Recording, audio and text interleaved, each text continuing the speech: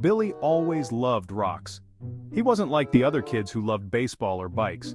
Billy loved the way rocks felt in his hands, their rough textures, their weight, and their ancient stories. He spent hours in his room, surrounded by his collection, categorizing them, labeling them, and dreaming of the secrets they held. His room, much to his mother's dismay, resembled a mini museum dedicated to all things geological. This year, the school science fair was his chance to share his passion with the world. He already knew he would focus on geology, but he needed a unique angle, something extraordinary. As he pondered his project, his eyes drifted towards a map of Nevada hanging on his bedroom wall, his gaze drawn to a particular spot, Area 51. Area 51. The thought sent shivers down Billy's spine, a place shrouded in mystery, rumored to hold secrets beyond imagination.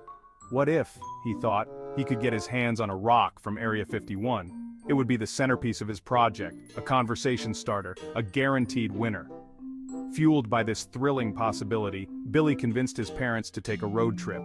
They drove for hours, the Nevada desert stretching before them like a blank canvas. The sun beat down on them relentlessly, but Billy didn't care. He was on a mission. Finally, they reached the perimeter of the infamous Area 51. Billy's eyes scanned the scorched earth, searching for anything out of the ordinary. Hours passed, and just when his hope began to dwindle, he spotted it. It wasn't just any rock, it pulsed with an eerie, otherworldly glow. Its surface, rough and black as night, seemed to writhe and shift under the desert sun. He cautiously approached the rock, his heart pounding in his chest. It felt strangely warm to the touch, like a living thing. As he held it, a jolt of energy surged through his body, making him drop the rock in surprise. It landed with a thud, its glow intensifying. Billy knew he had stumbled upon something extraordinary, something potentially dangerous. But the allure of the unknown, the thrill of discovery, was too strong to resist. He carefully picked it up again, this time with a handkerchief, and tucked it safely into his backpack. He couldn't wait to get it home and study it further. His science fair project was going to be legendary. Back home, Billy placed the rock in a large, empty aquarium, creating a makeshift habitat for his mysterious find. He spent hours observing it, his trusty notebook in hand, meticulously recording every detail. But the rock remained inert, its glow dimming with each passing day. Disappointment began to creep in, replacing the initial excitement. One evening, as Billy was about to give up hope, he noticed something strange. Tiny structures, like miniature buildings, began to rise from the base of the rock. They were intricate and detailed, resembling a futuristic cityscape. He watched in awe as the city grew, spreading across the bottom of the aquarium with alarming speed. The structures pulsed with the same eerie light as the rock, casting intricate shadows on his bedroom walls. Billy was both terrified and captivated. What had he brought home from the desert?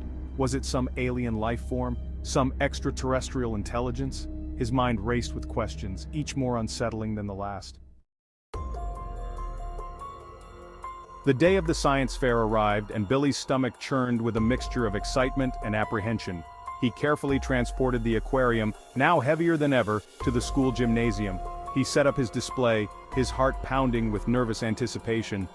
His project stood out from the rest, the pulsating city within the aquarium drawing curious gazes and whispers. Students and teachers alike flocked to his table, their eyes wide with wonder and disbelief. They peppered him with questions, but Billy had no answers. He could only offer his observations, his theories. The judges, initially skeptical, were now intrigued. They had never seen anything like it before. As the judges approached his table, Billy could feel the tension in the air. He took a deep breath and began his presentation, his voice trembling slightly. He spoke of his fascination with rocks, his trip to Area 51, and his discovery of the mysterious glowing rock. He described the strange city that had sprung up in his aquarium, its intricate details, its pulsating energy. Section 5. Unleashing the monster chaos at the fair. As Billy spoke, the lights in the gymnasium began to flicker. The air grew heavy, charged with static electricity. The rock in the aquarium pulsed with an ominous glow, its light casting grotesque shadows on the faces of the onlookers. A low growl emanated from the aquarium, sending shivers down their spines. Suddenly the rock shattered, exploding outward in a blinding flash of light. The miniature city crumbled, its delicate structures dissolving into dust.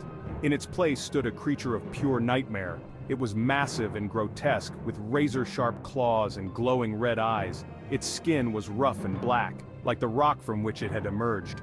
Panic erupted in the gymnasium. Students screamed and ran for cover as the creature let out a deafening roar. It swung its massive claws, smashing through tables and sending projects flying. Teachers struggled to maintain order, but their efforts were futile.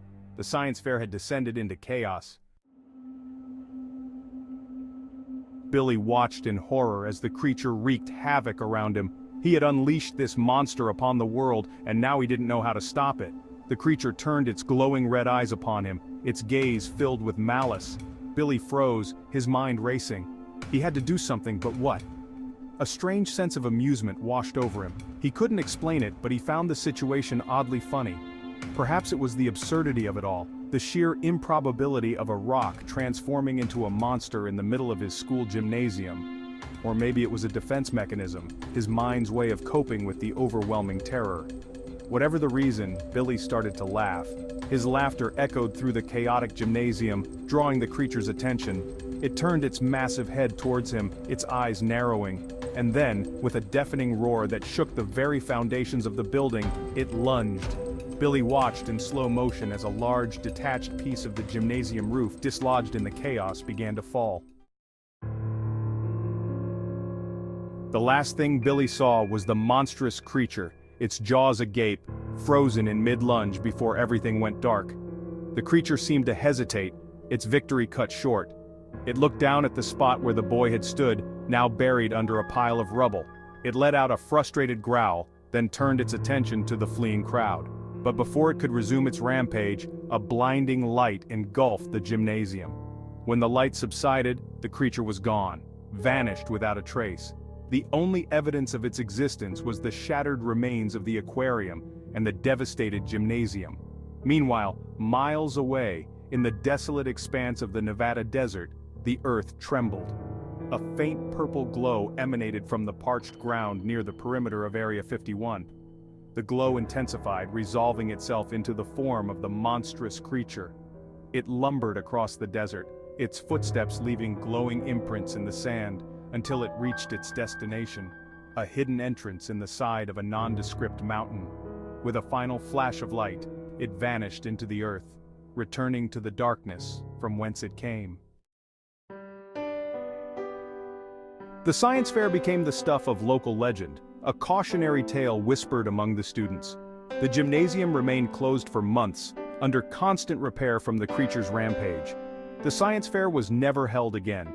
Billy became a tragic hero, the boy who loved rocks a little too much. His parents, overcome with grief, packed away his vast rock collection, unable to bear the sight of it.